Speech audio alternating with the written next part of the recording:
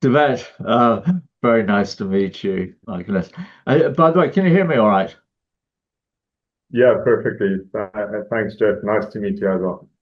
Thank you. Um, uh, we've been introduced by Esther Jacobs from the Earth Legacy Foundation to talk about the culling of great whites in South Africa. And I know that there's a coalition of 50 organizations, I believe, to end that culling from the KwaZulu-Natal Sharks Board.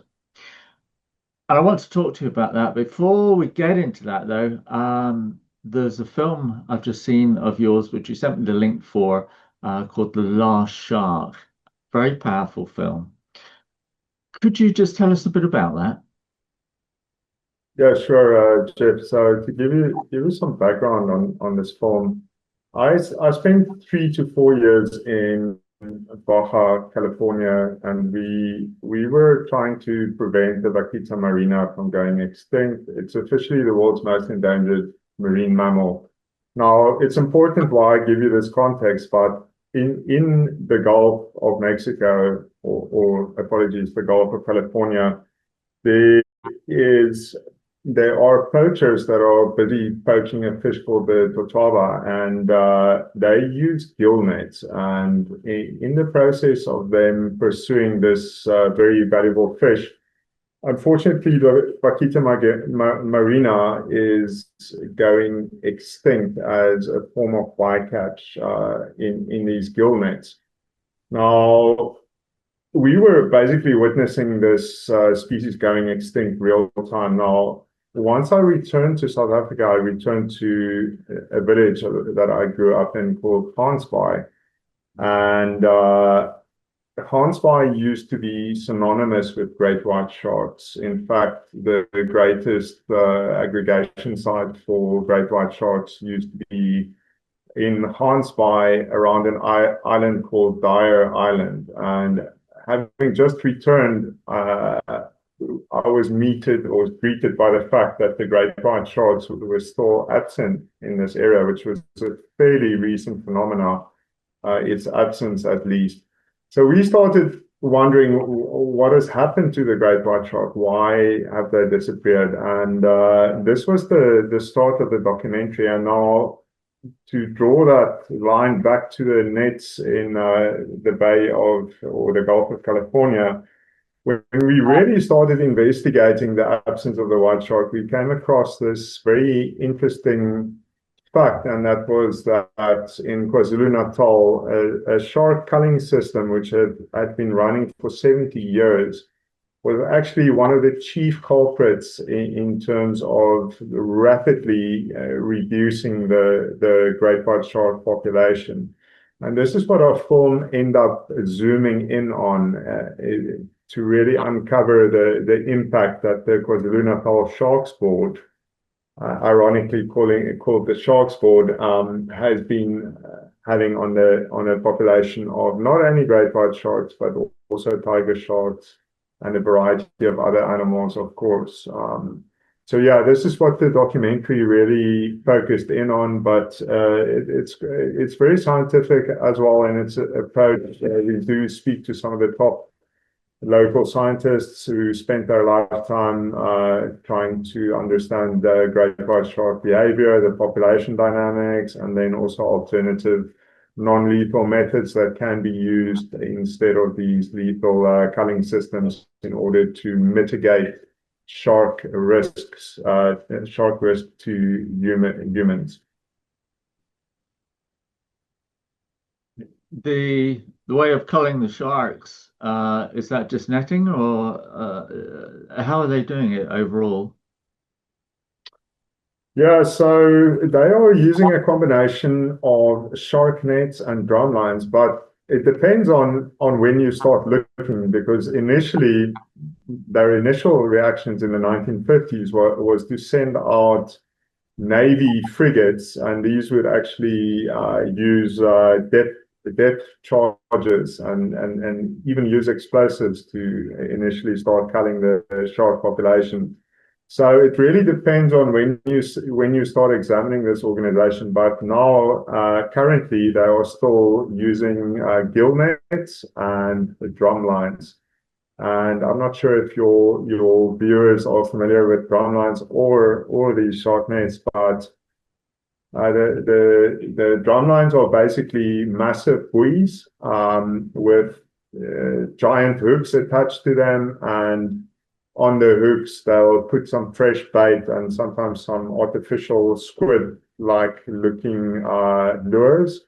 But they ideally they have fresh bait on top of that, and these are basically permanently floating in the water, attracting any scavenger type fish or shark to it, and then it's hooked on these massive steel lines or chains. And ultimately, the sharks die like this. It's only 10 to 15% that make it out alive from these systems.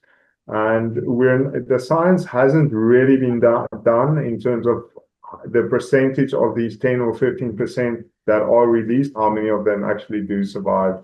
We don't know. That's a wild card or a question mark at this point. But at best, 10 to 15% of whatever is caught in these gill nets and in these drum lines, on these drum lines, survive. Very, very painful long death, I should think, as well. And also for the marine mammals that are caught as well as the sharks in the netting. I mean, it's a horrible way to die.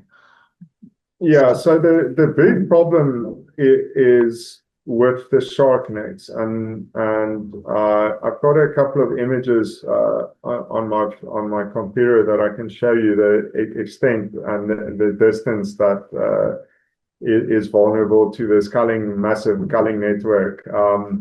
But the big problem with the gill nets are the unselective nature of them. They are the equivalent of snares on land, but just in the ocean. And if you know anything about African conservation, land terrestrial conservation, you'll know that our biggest challenge is not rhino poaching, it's snare poaching. And in the ocean, the equivalent of that would be these systems. They are incredibly unselective. So they're going for the big three. They're going for bull shark, tiger shark, and great white. These are the ones they're trying to eliminate from the water, but they end up catching humpback dolphins, whales, giant guitarfish, and a plethora of other species, several of them threatened, endangered, critically endangered. So it's just it's absolute insanity. We would never use this kind of system on land, and yet in our oceans it's still ongoing after 70 years since initial implementation. 70 years. Do we have any idea of what percentage of the population of the great whites has disappeared in that time? Is there any way of telling what's Yes, left? yes. Well, what we do know is plus minus how many of our white sharks are left, plus minus. So this is theoretical. And we know the number of white sharks that has been taken out since 1978. So we don't have much stats from before then. Bear in mind that the number that was taken out initially was way, way higher because of several factors. One, there was a greater abundance of sharks back then, and two, the culling network was significantly bigger. And three, there wasn't a lot of activism or pressure from environmental groups. And so back then we just didn't care. We weren't considering the magnitude of the damage we were doing. But we know from 1978 up until 2022, or 2023, we've taken out, or the KwaZulu-Natal Sharks Board has taken out about 1,200 great white sharks. We know the population should be around about 250 to 270 great white sharks that are left locally. And then we know the orcas, since we started keeping record, they've taken out about 15 to 17 white sharks. So if you compare the damage which is done by the natural apex predator, the orca, to the 1,200 that's been done by these systems that we know of, because it's not extensive, that number, then you can see that these systems are a massive, massive problem and a massive threat. One of the biggest problems at the moment has been that scientists and fisheries, particularly, has tried to shift the blame towards the orcas as a scapegoat, and of course there's a massive problem with that scapegoating, in the sense that, one, orcas are a natural apex predator, and that they're a natural enemy to the sharks. They're supposed to be in the ocean.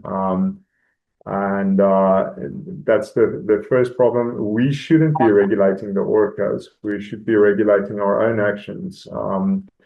But secondly, of course, the orcas have done a negligible amount of damage to the white shark population if you compare them to the damage that the KwaZulu-Natal Sharks Board has done, with the blessing of our BFFE, which is our Fishery and Forestry Department.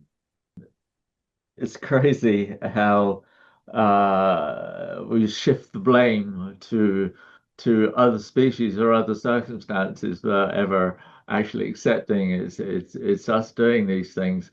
I see from Esther's note that you've got 50 organizations on a coalition to call for the end of this.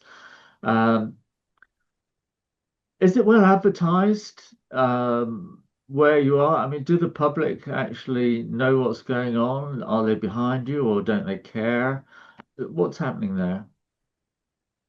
Yes, so last night there was a segment featured in a very, very professional investigative journalism TV televised production called Carte Blanche. And so the campaign that we've been working on has significantly started to get a little bit more public attention. So yeah, we've been pushing hard to bring this to the attention of the public, and ultimately we need to apply a certain amount of pressure to the DFFE, which is the South African Department for Fisheries, to start regulating the KwaZulu-Natal Sharks Board more tightly.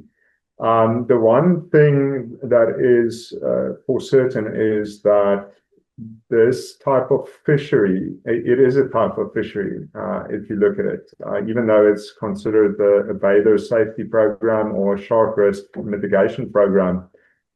By definition of our Marine Living Resources Act, this is in fact a type of fishing, and the KwaZulu-Natal Sharks Board is considered a fishing entity, and they are definitely not engaging in sustainable fishing. If you plot the data for the white shark, you can clearly see that there's a rapid decline. And if you follow that line, it doesn't take a rocket scientist to realize where that line is going to end up at. This population, if you had to review it now, because the great white shark population hasn't been reconsidered in terms of where it would classify in the endangered rating, but it would very likely, if you had to reclassify the population now, it could be considered critically endangered. Now, the white shark in South Africa has been protected, in quotation marks, since 1991. We were the first country to protect the great white shark, and ironically, somehow we kept on culling it at the same time. If you compare the way that we've been treating this shark with, for example, the way we're protecting the rhino, it's just hard to understand the discrepancy in the way we treat terrestrial wildlife and ocean wildlife, it's incredibly hard to comprehend. But certainly the public is becoming more and more aware of this. Now, the last thing I just quickly want to touch on is that the KwaZulu-Natal Sharks Board is justifying this because they're saying every single fatal shark attack that we have at a beach is bad for our economy. This is their argument for the justification of this type of culling. Now, the irony in this is that the rest of the South African coastline thrives on ecotourism from a healthy marine ecosystem. The town where I'm based in now, Hermanus, I'm looking out at the ocean here. I'm sitting in an office of a white shark diving operator, and the economies has been strengthened in these type of towns throughout this whole region, from False Bay in Cape Town all the way up to Hans Bay and beyond, even all the way up to KwaZulu-Natal. There are a multitude of shark diving and ecotourism companies that bring in tourists from all over the world, and they contributed significantly to the South African economy. Now, these guys are struggling, and they're starting to increasingly struggle because of the absence of these types of sharks. Some of them have had to rebrand, some of them have gone bankrupt, and some of them have had to find alternative careers, putting a strain on these small towns that generate income. So on the one hand, the KwaZulu-Natal Sharks Board is saying we're saving our economy by doing this very unsustainable form of culling. And on the other hand, you have these ecotourism organizations that are now starting to struggle because of this province continuing with this outdated culling methodologies. It's always tragic to me how the survival of a species or the balance of the natural world comes down to economics. You know, it's monetary value to us, and it's a crazy way of looking at any system at all. With all of these sharks going so quickly, is this affecting, well, it will be, their breeding to a degree where young are not coming on anymore? I mean, how is that to stand at the moment? Yes, to answer your question in a slightly different way, there is a concern that the genetic diversity of the pool of the local white shark population is already too depleted, and this is a red flag that some of the top local scientists like Dr. Sarah Andreotti has raised before as well. So this is a big concern at the moment. We are in fact fearful that the damage that we've done has already been too much for this pool of white sharks to sustain that amount of damage. So yes, that's a major concern at this point. So a lot of the science now is going into understanding the current population, the genetics of this population, and then where these sharks are migrating and moving to. One of the biggest curveballs throughout this whole investigative journey of ours have been the fact that the orcas, to some degree, complicate the situation a little bit because they are playing a role, and the question is how big a role are they playing? But scientifically, yes, they are playing a role. So definitely, we're understanding more than ever before with regards to or predation on sharks, including white sharks. Now, the science right now is trying to understand what happens with these great white shark populations and what happens to the aggregation sites when orcas move through. And I think we've gone we've gone forward light years in terms of understanding the events following these kind of predations. Certainly, we do know that the white shark populations are temporarily displaced by orcas, and this is a relevantly new type of discovery.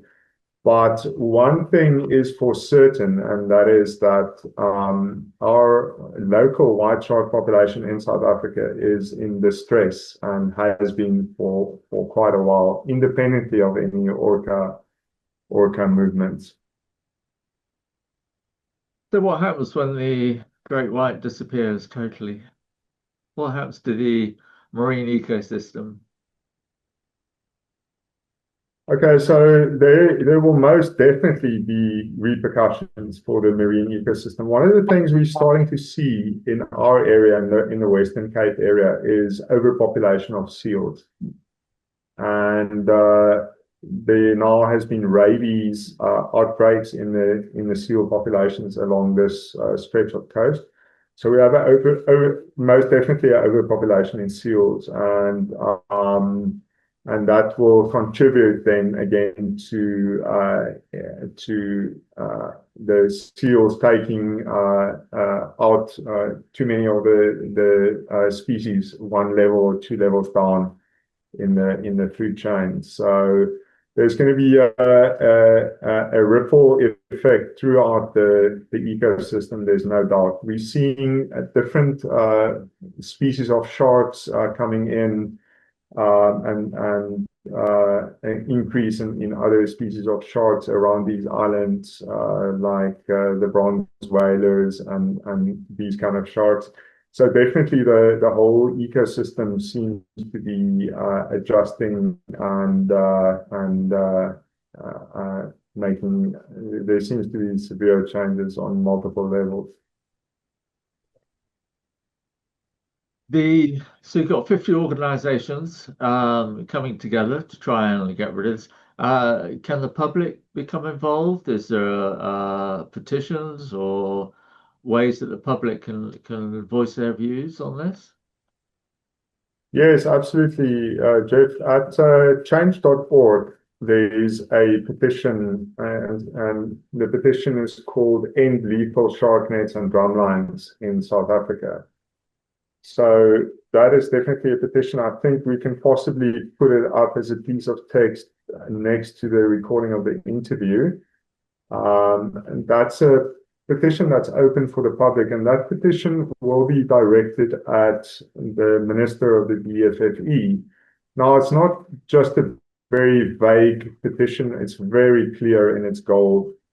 We are calling for an independent panel to be established of leading scientists and experts, marine experts, to oversee the surveying of a number of KZN beaches. We're calling for an immediate trial process to be initiated at a minimum of 5 of these KwaZulu-Natal beaches. So the first portion of that process will most likely be surveying, establishing which beaches we want to target for trials, and then commencing with trials of non-lethal systems, which both protect bathers but also protect the marine ecosystem.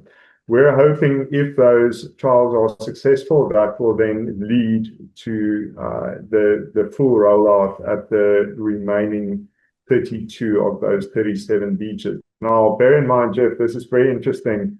The rest of South Africa also has big sharks, and the rest of South Africa also has very turbulent waters.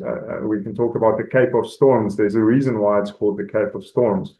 And the rest of our coastline uses non-lethal shark risk mitigation systems. So this is what we're calling for the DFFE and the minister to pressure the KwaZulu-Natal Sharks Board into accepting and moving towards utilizing non-lethal shark risk mitigation systems on their own coastline. So most certainly, anybody that wants to help, they can sign that petition of ours. You can read through the petition. It's very, very goal-driven petition, and it's very clear what we're demanding from the government. If you are an organization that is involved or passionate about marine conservation, or you're an organization that does diving or ecotourism in any shape or form in the ocean, then feel free to reach out to us. We've built up a coalition, mostly, I would say 98% South African companies, mostly around the coastline. And this coalition is putting their logo and their stamp next to our petition. When we do hand it over to the minister, we will be handing it over as part of a coalition. And basically, this coalition is calling for the same thing. We want immediate trials to commence of non-lethal shark risk mitigation systems around the coastline. Yeah, brilliant. I wish you all success. I really do. I'll put links to not only your film but the petitions on the written intro to this as well, so that people can become involved. But we'll end it there. It's great to meet you, and once again, I hope this all becomes successful. Thank you, Jeff. Nice to meet you as well. And yes, my hope is for the same thing. This is a very urgent matter. I don't think we have more than 10 years left before the damage is too extreme. We will have to act and act very, very fast. Right. Take care. Bye now. Cheers. Cheers, mate.